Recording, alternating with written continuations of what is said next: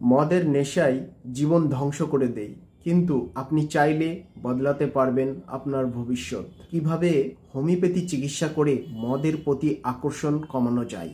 প্রথম হচ্ছে নাক্স ভূমিকা 200। মদ পান করার পরে বমি বমি ভাব, মাথা ব্যথা, গ্যাস্ট্রিকের সমস্যা, রাগ কমাতে সাহায্য করে। 2 ফোঁটা করে রাত্রে ঘুমাবার আগে নিয়মিত 7 দিন নিতে হবে।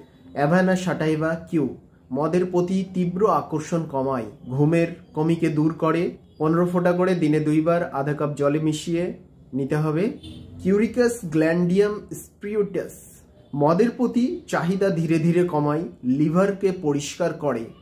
20 ফোঁটা করে দিনে 2 বার আধা কাপ জলে মিশিয়ে নিতে হবে।